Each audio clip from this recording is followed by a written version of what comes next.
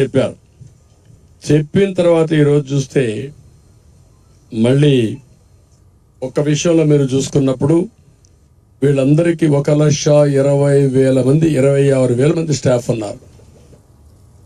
15,000 మంది పంచాయతీ సెక్రటరీలు ఉన్నారు. 5,000 మంది వెలుగు సిబ్బంది ఉన్నారు. 5,000 మంది వ్యవసాయ సిబ్బంది ఉన్నారు. 3,000 మంది హార్టికల్చర్ సిబ్బంది ఉన్నారు. వీళ్ళందరూ గ్రామ స్థాయిలో ఉన్నారు. అంటే మొత్తం కలిసి వీళ్ళంతా ఒక్కొక్క వ్యక్తి ఇవ్వాల్సిన 45 పెన్షన్లు. ఆ ఊర్లో ఉండే వ్యక్తి ఆ ఊరి వీధులు కానీ ఎవరెక్కడున్నారో అన్నీ తెలుసు వీళ్ళకు. లేకపోతే వీళ్ళెందుకు పంచాయతీ సెక్రటరీ? పంచాయతీ లెవెల్లో సెక్రటరేట్ దీనికి అంటే వాళ్ళందరూ తెలుసు. తెలిసినప్పుడు ఒక్కొక్కరు 45 ఇవ్వాలి. రెండోది వీళ్ళు పోయినప్పుడు ఫింగర్ ప్రింట్ తీసుకుంటారు, ఐరిష్ తీసుకుంటారు. ఎవ్రీవేర్ బ్యాండ్ విత్ ఉంది. పంచాయతీ ఆఫీసుల్లో ఇచ్చేది ఇంటి దగ్గర ఇస్తారు. దానికి వీళ్ళకి ఇబ్బంది ఏంటి అంటే అది చేయకుండా ఈరోజు మీరు చూసి మొండికేశారు. ఎన్నికల కమిషన్ చెప్పినా వినకుండా మొండికేసి మళ్ళీ ఈరోజు మీరు చూసి కుంటి సాకులు చెప్పి ఇది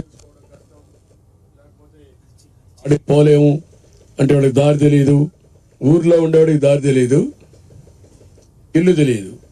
ఇల్లు తెలియకుండా ఉద్యోగం చేస్తున్నారు. అంటే ఎలాంటి కుట్రలు చేస్తున్నారో మీరు చూస్తే అలాంటి కుట్రలు చేసి మళ్ళీ ఇప్పుడు కొత్తగా బ్యాంకులో వేస్తామని అన్నారు. నేను అడుగుతున్నా, లాస్ట్ టైం మీరేం చెప్పారు? మా దగ్గర బ్యాంక్ అకౌంట్స్ లేవని చెప్పారు. పోయిన నెలలో లేని అకౌంట్లు ఇప్పుడు ఎట్టొచ్చాయి? You answer this. అంటే మీ కుట్రలు ఏం చేసినా ప్రజలు నమ్ముతారని, లేకుంటే మేము కూడా ఒప్పుకుంటామని. ఇది ఏమాత్రం ఆమోదయోగ్యం కాదు. ఈరోజు మీరు చూస్తే వాళ్ళు చెప్పినట్లు చూస్తే ఆధార్ లింక్ అయిన ఉన్న లబ్ధిదారులందరికీ బ్యాంకులో వేస్తాం, మిగిలిన వాళ్ళందరికీ ఇంటికి పోయి ఇస్తామంటున్నారు. మొత్తం 65,49,000 మంది పెన్షనర్స్ ఉన్నారు.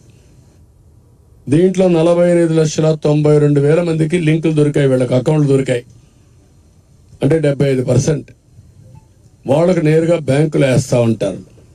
మిగిలిన వాళ్ళందరూ ఎవరైతే వికలాంగులు, లింకులు లేని వాళ్ళు, పోలేని వాళ్ళు, అనారోగ్యంగా ఉండేవాళ్ళు, వాళ్ళు 16,57,000 మంది ఉన్నారంటున్నారు. ఎవరు పోలేరు? మీ దగ్గర లింక్ అడ్రస్ ఉందా? వెరిఫై చేశారా? మీరు ఎప్పుడు వెరిఫై చేశారు? రాత్రి చేశారా? మీరు 65,49,000 మంది ఎవరు వికలాంగులు, ఎవరు ఆరోగ్యంగా బాలేరు, ఎవరు నడవలేరు అని మీకు తెలిస్తే అంటే పోయి వెరిఫై చేసిన వాళ్ళకే ఇవ్వచ్చు కదా ఇంటి తెరిపి. నేను అడుగుతున్నాను, నీకు 75% అకౌంట్లు ఉన్నాయంటున్నారు, 25% అకౌంట్లు లేవంటున్నారు. పోయినసారి మా దగ్గర అకౌంట్లో లేవన్నారు. ఇప్పుడేమంటున్నారు? మళ్ళీ ఈ యొక్క 25 లక్షలు కూడా దీంట్లో అనారోగ్యంతో ఉన్నారంటున్నారు. అనారోగ్యంతో ఉన్నారని నీకెడ తెలిసింది? ఎప్పుడు చెక్ చేసావు నువ్వు? దాన్ని బట్టి ఆలోచించుకుంటే బోగస్ ఇన్ఫర్మేషన్తో వీళ్ళు కాలయాపన చేస్తున్నారు. ఇది కరెక్ట్ అప్రోచ్ కాదు, ఇది వాస్తవానికి దూరం. ఈ విషయం వీళ్ళు గుర్తుపెట్టుకోవాల్సిన అవసరం ఉంది. ప్రజల్ని మోసం చేయొద్దండి. ప్రభుత్వ యంత్రాంగం బాధ్యతాయుతంగా పనిచేయాలి తప్ప బాధ్యత రహితంగా పనిచేయడం కరెక్ట్ కాదని కూడా హెచ్చరిస్తున్నా. ఇవన్నీ చూసినప్పుడు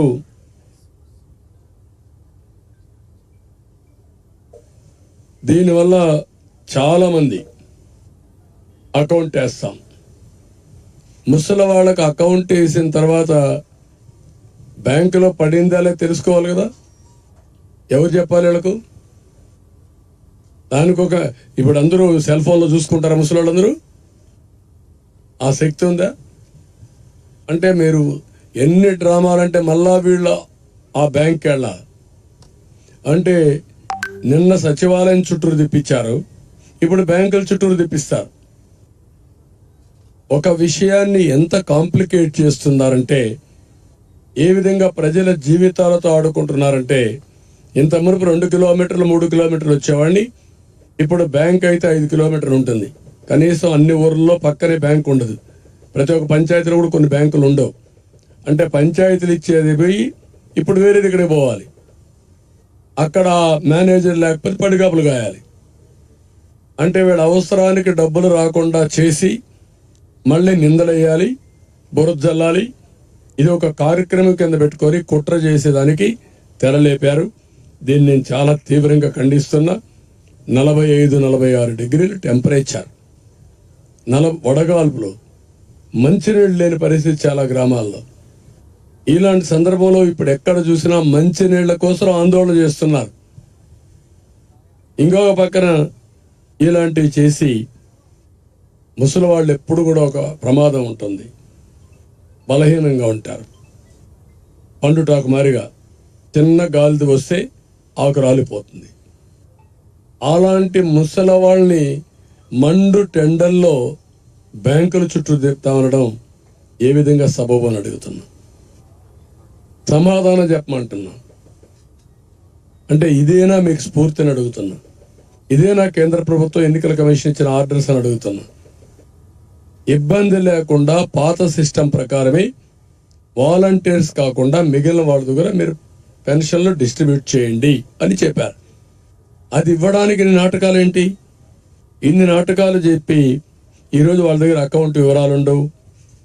అదే మరి నిబంధనలు అవసరం అనుకుంటే ఏమేం కావాలనో వాళ్ళు ఎప్పుడో తెలియదు, పోయిన తర్వాత వాడు ఉంటాడని తెలియదు. ఈ విధంగా అనేక కారణాలతో మళ్ళీ వీళ్ళందరినీ ఇబ్బంది పెట్టే పరిస్థితికి వచ్చారు. ఇది చాలా దుర్మార్గం. ఇది నేను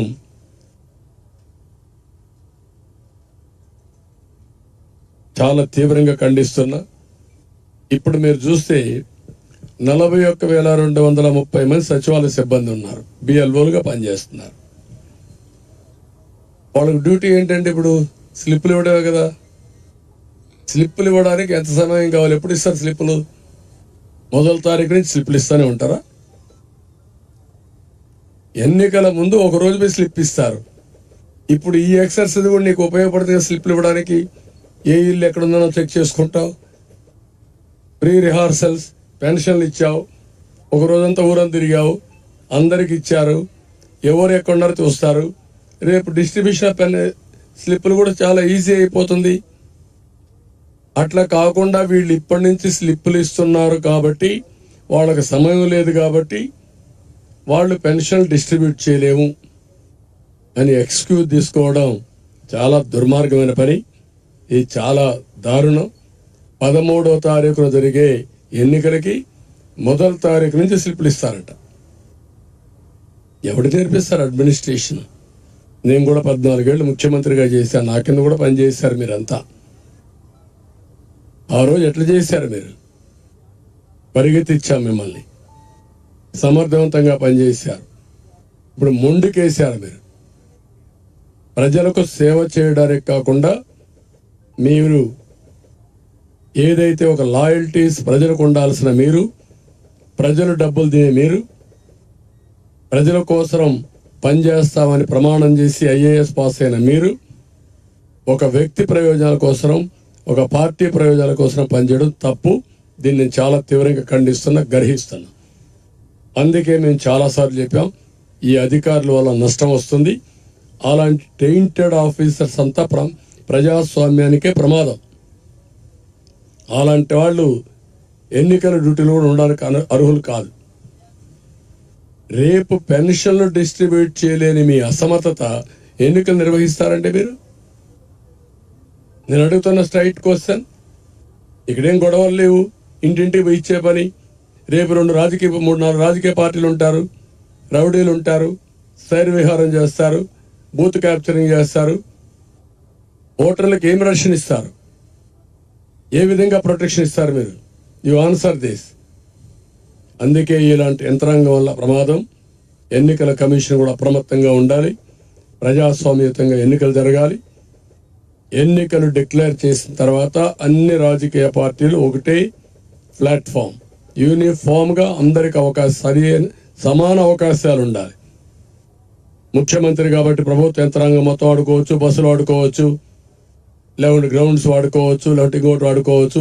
నో, లేకుంటే ఇంకా బెదిరించి అందరినీ మనుషులు తీసుకురావచ్చు. ఇవన్నీ జరగడానికి వీల్లేదు.